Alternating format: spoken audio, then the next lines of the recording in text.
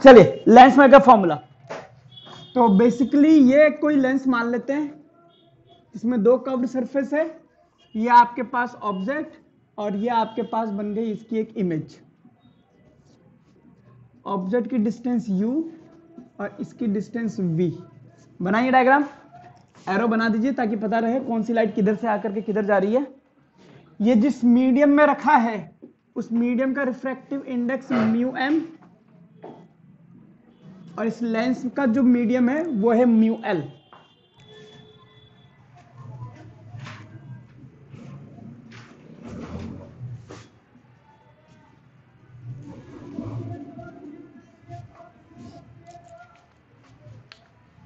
अब यहां पे दो सरफेस है, एक ये वाली सरफेस 1 और ये सरफेस 2, यानी कि इस लाइट रे का दो बार रिफ्रैक्शन होगा।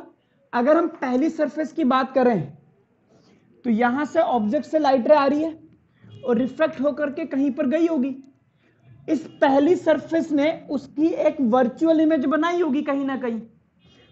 तो ये आप मान लीजिए ये हो गया u, ऑब्जेक्ट की डिस्टेंस, और इसके लिए एक इमेज की डिस्टेंस मैंने मान ली v डैश, और ये इमेज दूसरी वाली सरफेस के लिए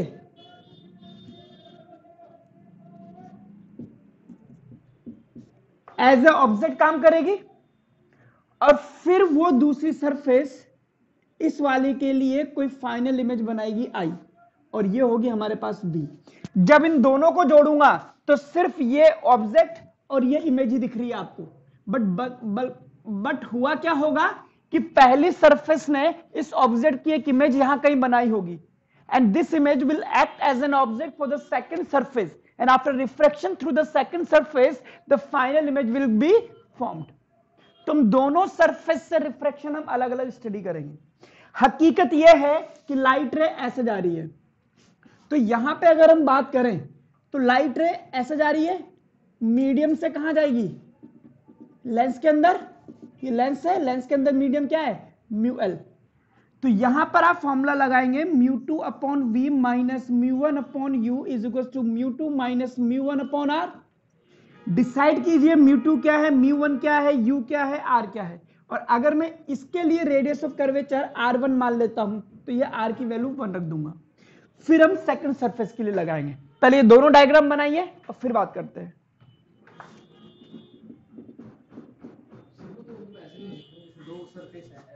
चलिए अब सुनिए, यहां पर म्यू टू क्या होगा, lens, mu L. Mu one क्या होगा, यू क्या है, ऑब्जेक्ट की डिस्टेंस। अब बताओ ये लाइट के अपोजिट डायरेक्शन में है ना, तो मैं इसको क्या रखूंगा, माइनस यू। साइन कन्वेंशन अगर मैं फॉलो करूं, बट मैं एक बार सोच रहा हूं कि मैंने जब ये फॉर्मूला निकाला था तब एक बार साइन कन्वेंशन रख चुका था। अगर मैंने यहां भी साइन कन्वेंशन रख दिया तो जो फाइनल फॉर्मूला आएगा उसमें मैं साइन कन्वेंशन यूज नहीं कर पाऊंगा। अब मैं क्या चाहता हूं कि फाइनल फॉर्मूले में भी साइन कन्वेंशन यूज करूं, तो यहां पर मैं क्या कर दूंगा, इसको अवॉइड कर दूंगा। तो यहां पर मैं बिना साइन कन्वेंशन के फॉर्मूले में वैल्यू पुटअप करूंगा, तो u will be as taken as u and v will be taken as v। और रेडियस ऑफ कर्वेचर, अगर इसकी रेडियस ऑफ कर्वेचर मैंने मानी R1 है तो R1, ठीक है। तो ये रखता हूं मैं mu l upon v minus mu m upon u is equal to mu l minus mu m upon R1। ये हो गया फर्स्ट फॉर्मूला। अब जब लाइट रे ने एक इमेज ये बनाई तो ये वाली इमेज इसके लिए एज ए ऑब्जेक्ट काम करेगी। हां, लाइट रे तो ऐसे ही जाएगी, लाइट ऐसे नहीं जाती कि भाई पहले ऐसे गई फिर ऐसे आई फिर ऐसे आई फिर ऐसे जा रही है। ये बीच वाला हमारी अजम्पशन है। तो रियलिटी में तो लाइट रे ऐसे गई है ऐसे गई है, बट हमने इसको एक्सप्लेन करने के लिए बोल रखा है कि पहली सरफेस ने एक इमेज बनाई होगी बीच में कहीं, फिर वो इमेज दूसरे के लिए एज एन ऑब्जेक्ट काम कर रही होगी और फिर उसने फाइनल इमेज बनाई है। तो अगर मैं यहां पे लगाऊं तो म्यू टू क्या होगा, म्यू एम, और म्यू वन क्या होगा, म्यू एल, और यू क्या होगा, वी डैश। ये वाली एज ए ऑब्जेक्ट काम कर रही है ना, तो v dash, sign convention use करना ही नहीं है। और फाइनल इमेज कहां बनी है, वी पर, और इसकी रेडियस ऑफ कर्वेचर R2। तो वैल्यू पुटअप करता हूं, म्यू एम अपॉन, एक सेकेंड, यहां पर v की जगह v डैश कीजिए, है ना, ये वाली इमेज v डैश मानिए ना, वरना सेम हो जाएगा। Mu two upon v minus mu n upon u minus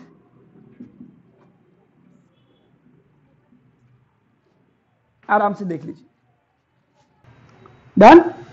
अब ऐड कर दीजिए इक्वेशन नंबर 1 और इक्वेशन नंबर 2 को, ये चीज निकालनी है आपको। 1 upon v minus 1 upon u is equal to mu l upon mu m minus 1 upon R1 minus 1 upon R2, ये बनना चाहिए। अब डेरिवेशन के दो रूप है, हम दो डेरिवेशन एक साथ कर रहे हैं, एक है लेंस मेकर फॉर्मूला और एक है थिन लेंस फॉर्मूला। अगर आपसे लेंस मेकर फॉर्मूला पूछता है तो ये करना है,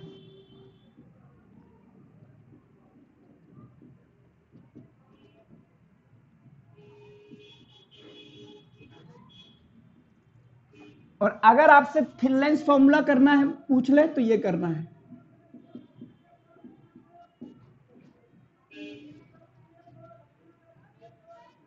आराम से लिखिए, कोई दिक्कत नहीं। हमें पता है कि 1 upon v minus 1 upon u 1 upon f होता है। 3 और 4 को अगर हम कंपेयर करें तो हमें साफ दिख जाएगा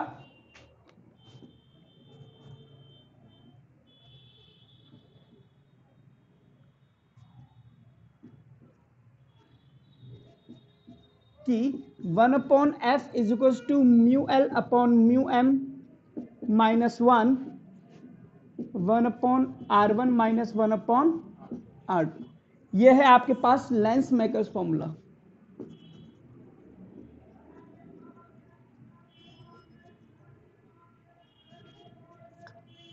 लेकिन अगर आपसे थिन लेंस फॉर्मूला कह दे तो हम कह देंगे if object is at infinity. अगर ऑब्जेक्ट इंफिनिटी पे होता है तो इमेज कहां बनती है, फोकस पर।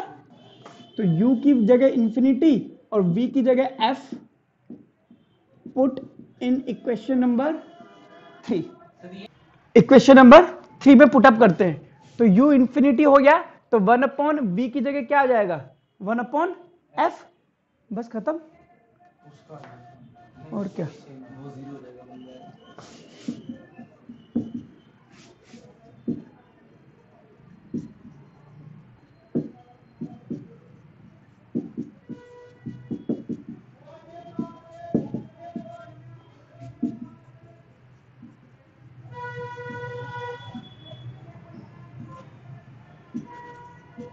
अब 3 और 4 को ध्यान से देख लीजिए, आपको पता लग जाएगा 1 upon v minus 1 upon u is equal to 1 upon F.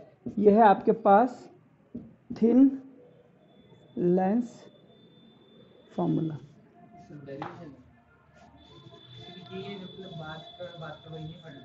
बात वही है, बट कहने फाइनल फॉर्मूला हमने चेंज कर दिया ना,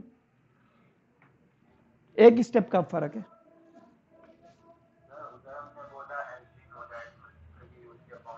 हाँ, मतलब इसको यूज करके हमने ये निकाल लिया और उसमें इसको यूज करके हमने ये निकाल लिया। That is what we Indian do. लेकिन ये थिक लेंस के लिए नहीं होता।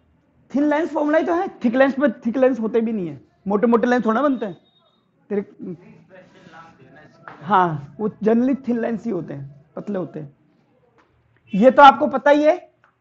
ये आपको सीखना है focal length, refractive index of the lens. और लेंस अगर किसी मीडियम में रखा है, अगर वो एयर है तो 1, वाटर है तो 4/3 और ग्लास है तो 3/2, और फिर रखना है। सबसे ज्यादा दिक्कत आती है R1 R2 में, मतलब यहाँ कर देंगे ना, जैसे पिछले जैसे कल लग रहा है। और इसमें साइन कन्वेंशन के साथ रखेंगे।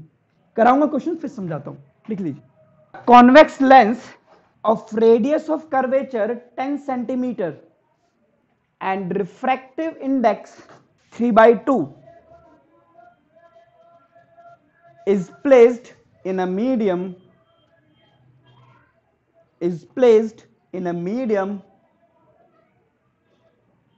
of refractive index number 1 3, number 2 4/3। दो मीडियम में रखा है, एक बार इसमें एक बार उसमें, एक बार 3 एक बार 4/3। Calculate focal length in both the cases, calculate focal length in both the cases. हाँ, जब दूसरी नहीं दी है तो ये मान लो कि दोनों रेडियस ऑफ कर्वेचर सेम है, तो हम इक्वी कॉन्वेक्स लेंस मानते हैं कि दोनों के कर्वेचर सेम है। सीख लीजिए, ये कहता है ये कोई लेंस है जिस मीडियम में रखा है उसका रिफ्रैक्टिव इंडेक्स कितना है 3, और लेंस का रिफ्रैक्टिव इंडेक्स कितना है 3/2। ठीक है, फोकल लेंथ निकालनी है 1/f μl/μm -1 1/r1 -1/r2। Focal length मुझे निकालनी है, μl कितना है 3/2, ये कितना है 3 -1। r1 क्या है, अगर मैं इसको फर्स्ट सरफेस मान लूं तो इसकी रेडियस ऑफ कर्वेचर क्या है, अब तो लगाएंगे ना, तो r1 किधर है इधर की तरफ, तो r1 कितना आ गया 10 सेंटीमीटर। ठीक है, अगर मैं ये मान लूं कि ऑब्जेक्ट इधर है तो लाइट की डायरेक्शन में जा रहा हूं, तो r1 हो गया मेरे पास 10। दूसरी वाली सरफेस ये है, इसका रेडियस ऑफ कर्वेचर किधर होगा इधर, तो ये कितना हो जाएगा -10।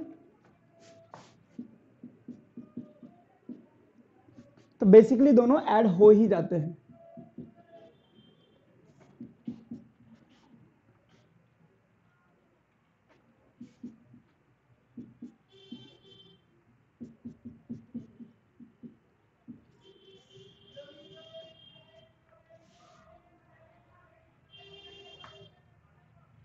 सिमिलरली दूसरे का निकालना अपने आप। आइए, क्या सीखा आपने इससे, उस पर भी आइए। ये क्वेश्चन आपको क्या सिखा के गया है,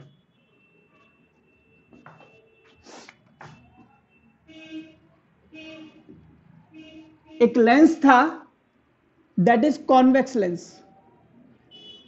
इस कॉन्वेक्स लेंस को आपने ऐसे मीडियम में रखा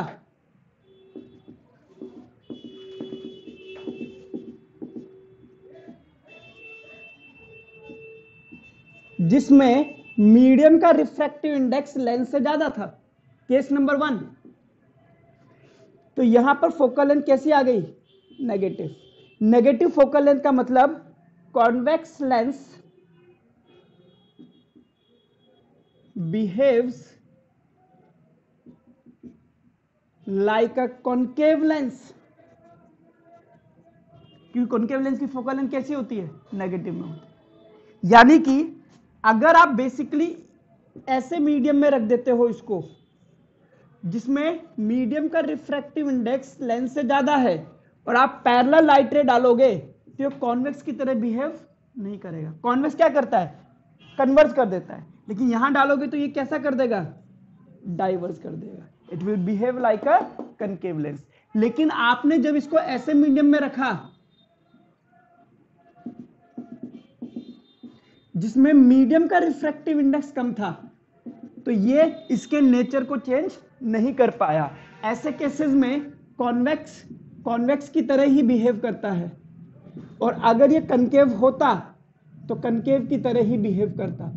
और यहां पर कॉन्वेक्स कनकेव की तरह बिहेव करने लग गया और कनकेव होता तो कॉन्वेक्स की तरह बिहेव करने लग जाता। यानी कि इसमें अगर आप पैरेलल लाइट रे डालोगे तो ये इसको कन्वर्ट जरूर करेगा, और ऐसा होता भी है।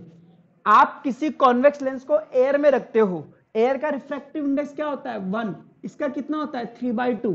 तो लेंस का रिफ्रैक्टिव इंडेक्स ज्यादा हो गया तो कॉन्वेक्स की तरह ही बिहेव करता है। लेकिन जैसे आप उसको उठा करके पानी में डाल दोगे, पानी में क्या 1.33, और ये 1.5, नहीं तो भी नहीं होगा, है ना। तो ऐसे मीडियम में डाल दिया जिसके रिफ्रैक्टिव इंडेक्स ज्यादा है, तो कॉन्वेक्स को कॉन्केव में और कॉन्केव को कॉन्वेक्स में चेंज कर देगा।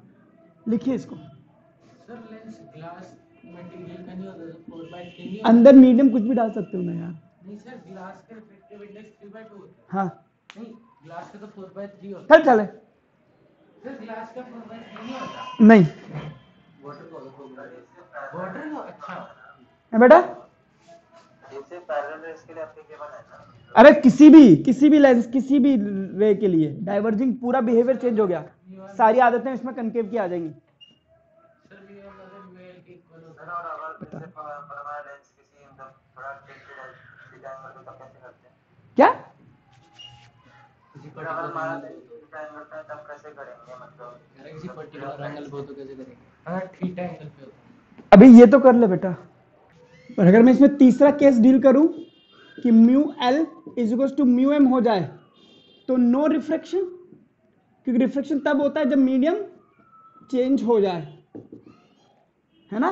अब पानी के अंदर पानी का लेंस पड़ा है, पहले तो आपको दिखेगा ही नहीं, इनविजिबल हो जाएगा लेंस, और रिफ्रैक्शन भी नहीं होगा, तो फोकल लेंथ कुछ भी नहीं, जीरो, मतलब सर मतलब अगर मान लो 1 और 1 है, इधर सुन, अच्छा नहीं तो जीरो ही हो गया, मतलब क्या हो गया तेरे को, पहला लाइट रे जा रही है, हाँ। क्या वो मिलेगी किसी पॉइंट पर, तो खत्म हो गया ना वो बात। जब रिफ्लेक्शन ही नहीं हो रहा तो फोकल नहीं, फालतू बातों का क्या मतलब है। और अगर इसमें कनकेव होता तो पहला लाइट रे को एक जगह पर फोकस कर चुका होता। कनकेव कॉन्वेक्स की तरह बिहेव करता। लिखिए लेंस क्या होता है, लिखिए when a transparent medium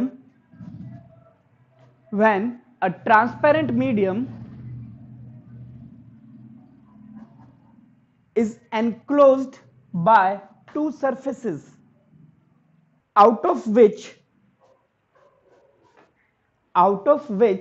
at least one surface is curved, then the combination so formed is termed as lens. देखिए जैसे यह है, अगर इसकी रेडियस ऑफ कर्वेचर दोनों सेम है तो इसको आप बोलोगे इक्वी कॉन्वेक्स लेंस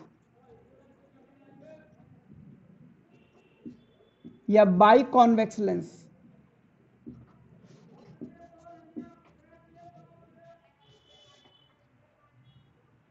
या सिंपली इसको कॉन्वेक्स भी कह देते हैं कभी कभी।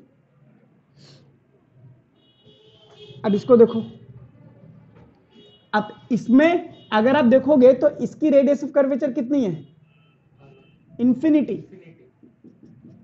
प्लेन सरफेस, और R2 की कुछ ना कुछ होगी वैल्यू, तो इस तरह को हम बोलते हैं प्लेनो कॉन्वेक्स।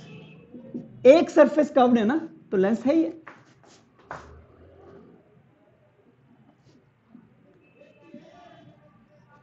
इसमें दोनों सरफेस कर्व्ड है, ठीक है, तो इसको हम बोलते हैं कनकेव या इक्वी कनकेव या बाई कनकेव, अगर इसकी दोनों रेडियस सेम है। ठीक है, अगर ये ऐसा होता तो इसकी R1 तो इंफिनिटी है, R2 की वैल्यू कुछ होगी, ये होगा प्लेनो कनकेव। देखिए अगर ये है तो नॉट अ लेंस, इसको आप लेंस नहीं कहते, ये स्लैब है। सर अगर R1 R2 भी इक्वल ना हो लेकिन दोनों में कर्वेचर हो तो वो कनकेव नॉर्मल, क्या ये इक्वी कनकेव आपने बताया ना, तो अगर R1 R2 इक्वल ना हो लेकिन दोनों में कर्वेचर हो रेडियस का, हाँ तो भी कनकेव ही कहलाएगा नॉर्मल, हाँ, उसकी रेडियस अलग अलग है। हाँ, ये मान लीजिए ये सब एयर में रखे हुए हैं, ठीक है, आप इन सब की फोकल लेंथ निकाल दीजिए,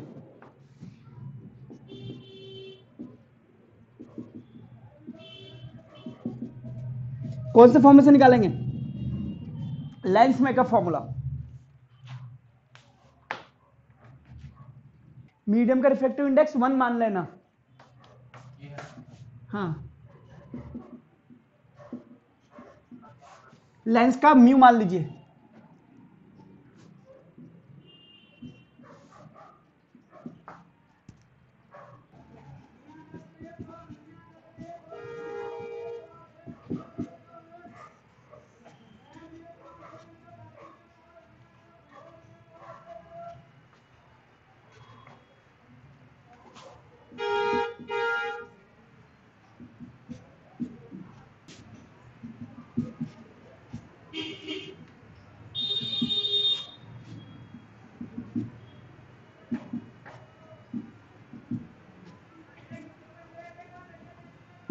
देखो नजर आ रहा है, नहीं आ रहा है?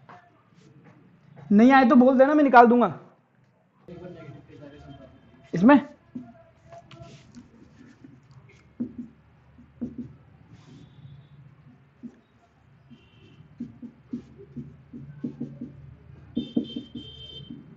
One upon F, mu L की जगह म्यू, एम की जगह 1। R1 क्या, इसका रेडियस ऑफ कर्वेचर इधर की तरफ। अगर मैं लाइट इधर से एक तरफ से मानूंगा, लाइट को आता हुआ कोई भी एक तरफ, तो ये क्या हो गया, नेगेटिव। फिर ये इसकी रेडियस ऑफ कर्वेचर इधर होगी।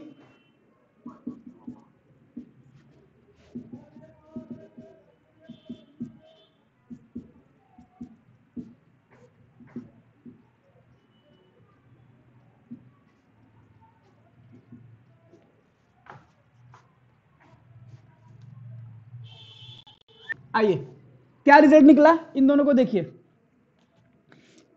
ये वाली फोकल लेंथ इस वाली की डबल है, यानी कि अगर कोई लेंस है जिसकी फोकल लेंथ एफ है और आप इसको इस तरह से काट देते हैं, ये ऐसा बन जाएगा। तो इसकी फोकल लेंथ कितनी है, R/2 म्यू माइनस 1, और इसकी फोकल लेंथ कितनी है, इसका 2 टाइम्स, तो ये हो जाएगा 2f अगर इसकी फोकल लेंथ f है। लिखिए इसको।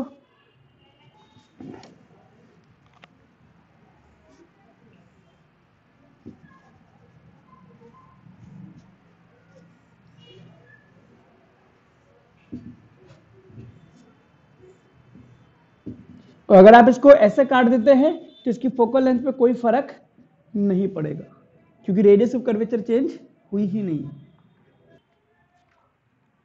आइए हेडिंग डालिए, कॉम्बिनेशन ऑफ लेंसेज।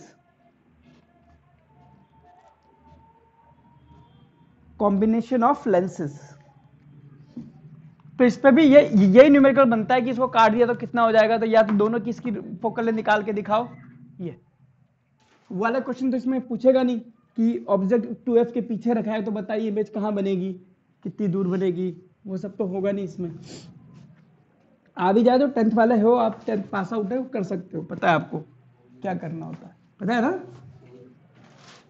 चलिए कॉम्बिनेशन ऑफ लेंसेज।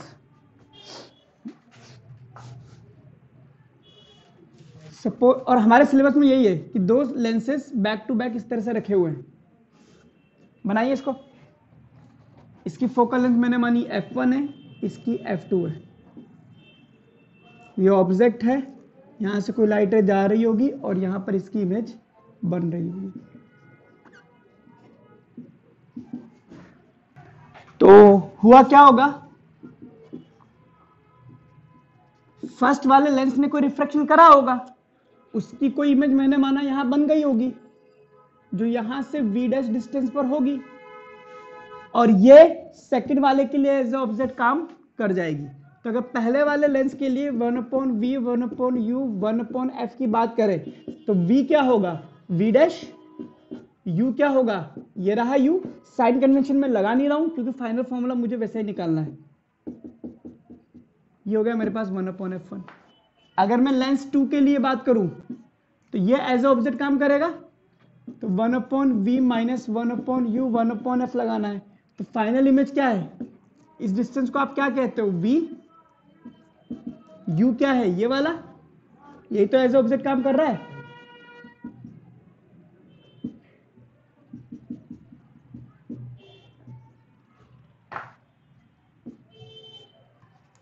अब दोनों को ऐड कर दीजिए।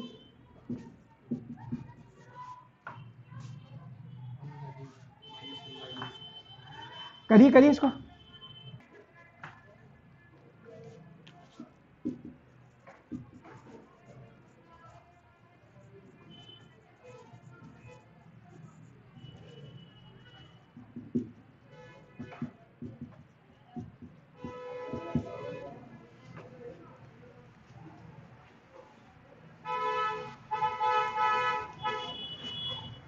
अगर मैं से बोला जाए कि इन दोनों को हटा करके एक लेंस लगाओ आप, तो बताओ कितनी फोकल लेंथ का लगाना पड़ेगा।